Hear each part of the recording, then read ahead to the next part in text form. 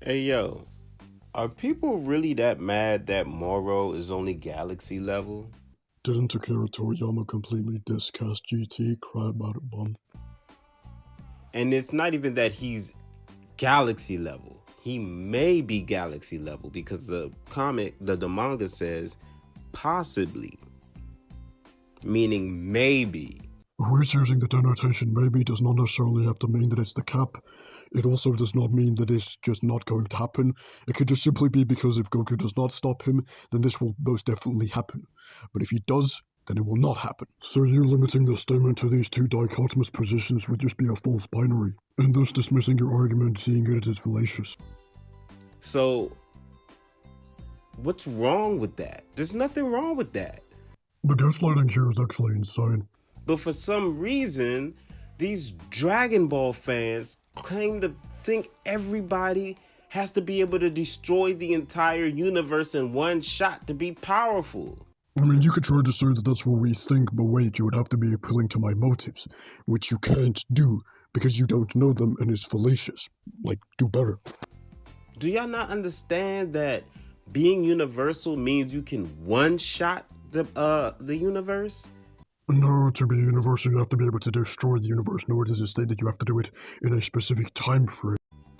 Being solar system level means you can one shot the sun. Being galaxy level means that you can one shot the galaxy. So despite him not actually substantiating his claims, this would just be a fallacy of composition, seeing as he is trying to withhold one trait that a specific tier has to it being a general claim. This would just be completely wrong, as well as extremely fallacious. You know, translating it to say galaxies or universe. Come on, dog. Y'all, but whenever, I guarantee that if it said universes in the manga, y'all wouldn't have said it was a mistranslation. I guarantee it.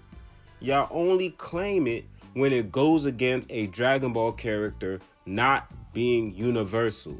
Great, so now Mari is actually attempting to appeal to reductio ad absurdum. Seeing as it really doesn't matter what our motive is and what we would actually do if it was the other way around, seeing as we are the ones that are actually supporting the notion that universal Dragon Ball or beyond is actually a thing, or is a strong position. So yeah, it doesn't matter. This would also just be appealing to hypotheticals since you actually don't know what we would do within that position, seeing as our opinions could actually change, seeing as claims and positions that we have are extremely subjective. Dragon Ball has no universal characters. Cellback in Dragon Ball Z was literally leaking all of his energy into one shot to pretty much destroy everything in the universe. This is also backed up by this scan here, and also this scan here as well. This isn't even taken into consideration that the fact that Buhan was blatantly able to affect higher dimensions, including extra dimensional realms and just realms that are beyond the normal dimension itself, and just realms that are just blatantly beyond temporal nature. Period. The only thing close to that is Zeno. And that's because he has a hack so he can erase shit. That's not even being universal. That's just an ability to erase. Yeah, this would just be an argument from alleged certainty. You're trying to basically derive conclusions from things that have no premise or no evidence right now. We know that within Dragon Ball, your hacks can just pretty much equate to your ki and all of your other attributes.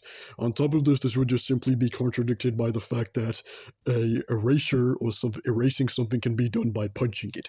So it doesn't necessarily have to be a hack's ability that doesn't scale to your AP or anything. This is just completely a false equivalence as well. It makes no sense. Great, so now Amari is appealing to complexity, deriving a conclusion from the fact that something does not make sense because he does not understand it. If Goku was universal, he would have no room to grow. No, there are other tiers even above universal, such as universal plus, low multiversal, multiversal, low complex multiversal, and the tier continuously goes up. It doesn't cap that. That is Goku's character. He trains to get stronger. Withholding a trait towards a character just because a character has reached a certain tier doesn't necessarily mean once they have reached that tier that they have no room to continuously grow. No, it's not a mistranslation. It's an official biz translation to the manga. A source being official doesn't necessarily mean that it has to be right within its translation. This would just be an argument from authority. If you're going to say that's a mistranslation, you have to question every single manga that they have translated.